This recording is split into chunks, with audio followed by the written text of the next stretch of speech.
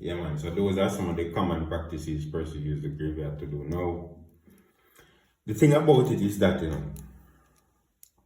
sometimes a person is not excelling academically. Or, for example, say a person is doing well academically, or a person is in a good job or in a good position. Sometimes somebody there envy that particular person. What they do, they try to friend the person, get certain belongings from them, or use their name, their date of birth, their pick. And what they would do, they would take it to the graveyard, or the spiritualists take it to the graveyard and bury it in a grave with somebody who was confused in their lifetime. Now, the sympathetic thing about that is that once that person was confused in their lifetime, they try to bring confusion on you as well. And if you're not protected and the spell actually start taking effect on you, you become confused at work, or you become confused in doing your schoolwork, and then it affects you, and then you find yourself failing or you lose your job. And we have seen it happen many times with persons who have been doing exceptionally well, in their field. Our next practice is our next common practice of the graveyard is the sick people. A lot of persons have become ill, and they don't know how they become ill because they were healthy all along. I was giving an example. Say, for example, a person having kidney issues, and they go to the doctor. When the doctor check them, their kidney is all right, everything is fine, and so forth. But they recognize they're having problems with their bladder, they're having problems urinating, and so forth, and they feel like it's probably somewhere within their system giving that issue. Now, when they go to the doctor, it's not going to show. The reason why it's not going to show it's because it's a spiritual problem. Somebody who passed on through kidney failure, that person take the victim belongings to a grave of somebody of that nature who passed on in that manner, bury it there, do whatever they're doing pertaining towards it, and for it to affect the victim in a negative way.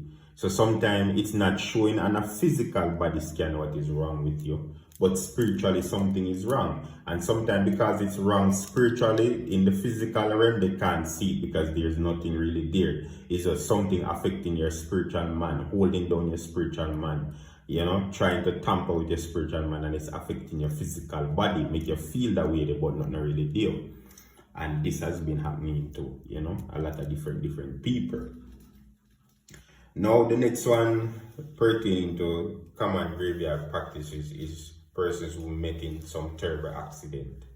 Sometimes a person will take the victim belongings and place it in a grave that of somebody who have passed on through a terrible accident, and then all of a sudden you end up crash, or you recognize you start to crash or start crash often. And persons have done a lot of this to a lot of persons as well. Now, not all the time this is the case, but a lot of time persons have done these type of activities to different people. The other one common practice of the graveyard is persons who you see is an alcoholic. You never used to drink, all of a sudden you start to drink and drunk and turn over. Somebody can take your belongings, place it in a grave of an alcoholic who pass on through that type of illness, and then it start to affect you in a negative way. You understand me? And you wonder why you start drink and drop a roadside or sleep anyway, or you can't leave the rum bar or the rum shop alone. Sometimes somebody do something negative to affect you in that way. Yeah, man. A next common practice of the graveyard is stealing. A lot of persons, you see, just turn thief and thief, broke down people's shop. Some petty thieves, some little petty stuff.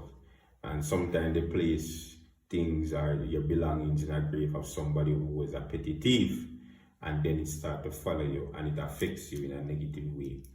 So these are some of the common practices of the graveyard that people indulge in on a daily basis to affect persons in a negative way.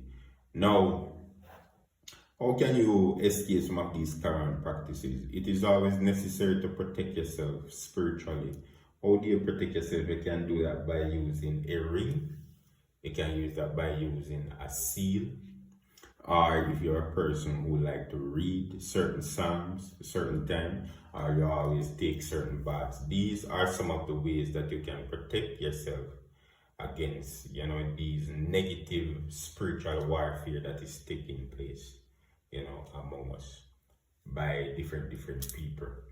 So those are some of the ways that you can definitely get solution to some of the issues. And for some persons who under certain spell and curse, the only way to really get rid of those spell and those curse is to do certain reversal work.